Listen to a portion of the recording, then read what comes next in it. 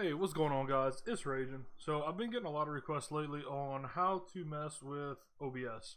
More specifically, Streamlabs OBS. So I'm gonna see if I can show you guys a little bit of what's going on. I won't be able to walk you through the exact signing into everything part because I already have all my stuff signed into, but signing into is pretty self-explanatory. What we'll do right here is say if I want to sign in for Twitch, I'll click on Twitch right here. This is where I would automatically sign in to my Twitch account. Once you sign in, click authorize, and then it's going to connect. It's going to ask you every single time you sign in, it's going to ask you to do your scene collections import and all that fun stuff. So don't be alarmed by that if it does it every time. Okay. So when you get signed into here, oh, this was from last stream. Let's see.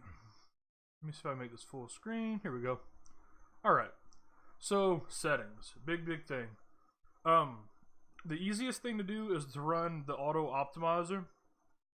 But I don't know. I don't really mess with that because I've been doing this for quite a few years now, so I kind of have like my way that works for me kind of down packed. Let's see, we'll go into stream, and then right here is where you're gonna kind of base all your stuff out. We sign into Twitch, it's automatically gonna put the service as Twitch right here. But like I said, you could stream to all of these different things right here. So, but stream servers auto recommended, but I mean, it'll automatically pick up the best server for your ping rate. It'll automatically pick up your stream key right here. Output. My main monitor is 1920 by 1080. I mean, it's to the point these days everybody's running 2K, 4K. Well, I have really bad eyes, so I have a big monitor that's 1080, so I can kind of see it a lot better. I always rescaled my output down to 720. When it comes to your bit rate for streaming right here, your bit rate is going to be based off of your upload speed. For example, my upload speed is roughly 5 to 5.5, sometimes almost 6. So I just went based off of 5.5, and your bit rate you're going to use is basically 2/3 of your upload speed up to about 4,000 to 4,500. Anything above that's pretty much pointless, especially at 720p. But 3750 for me works perfectly fine. So I mean, if you have a 3 meg upload, keep your bitrate right around 2000. Okay, so CPU usage preset. This is another big one. For me, I have the i7 8700K, which is the 8th generation Coffee Lake, the newest one that just came out, top tier i7, not i7 Extreme, just top tier i7 consumer processor, whatever you want to call it, 6 core, 12 thread, blah blah blah.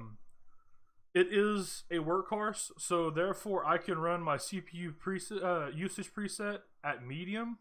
Now, the thing about it is, the slower you run it, like the more down the list you run it, the harder it will make your processor work.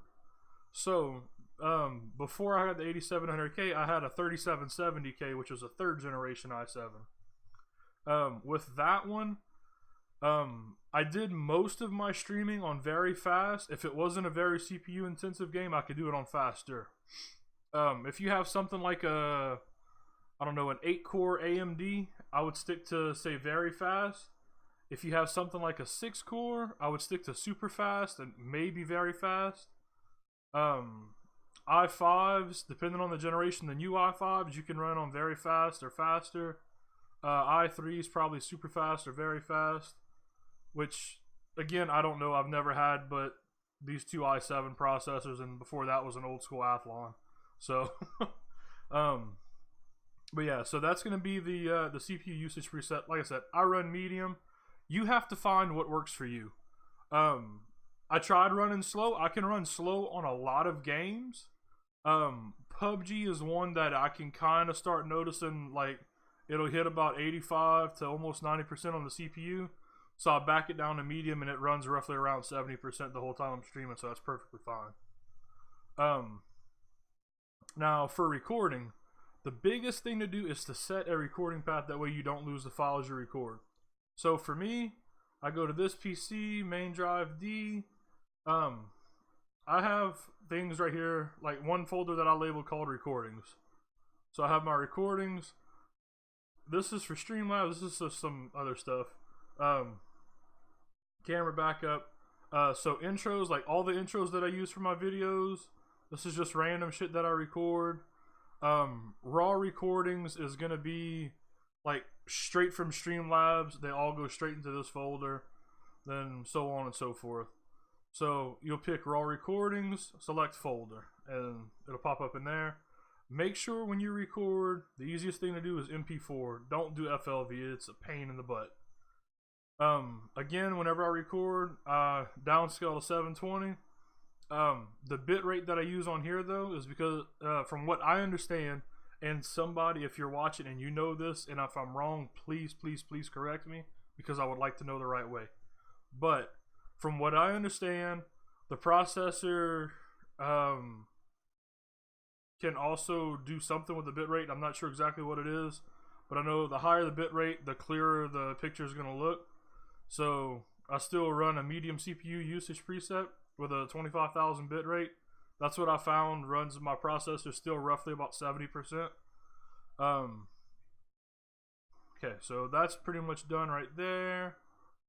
Video, like I said, base canvas on my computer is 1920 by 1080, downscaled to 720, 60 frames. This is pretty much all it.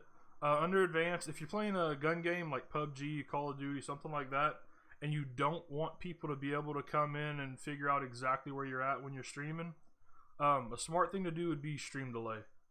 That way you don't get attacked from somebody that knows where you are, but you have no idea about them. So if you enable stream delay, you can put your seconds up to whatever you want, and it'll add like right here, it would add a 20-second delay.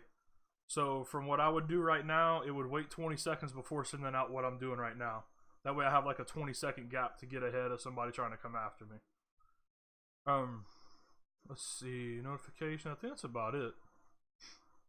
Right here, you can turn night mode on and off. You can also do that up here as well. Right there.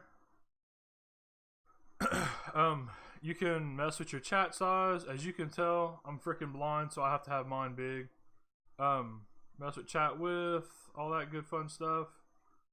You can use the stuff for Twitch TV. Now, you can also have the chat on the left side, or you can click right here and put your chat over on the right side.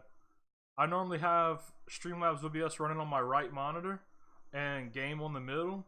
So I like having my chat on the left hand side, that way it's right off to the side of my screen. So, but yeah guys, that's like the basic setup. Other than that, there's themes and all this other stuff you can go into. If you guys want me to show you more about the themes and setting them up with your name and all that, let me know in the comments. I don't mind it, but I don't want to just waste time making a video for nothing. So yeah, if you guys are new, please sub, like the video, leave me a comment, let me know what you think about it. If there's something else you want me to see, if I can show you. Yeah, so you guys have a good one, and we will catch you all later. Bye bye.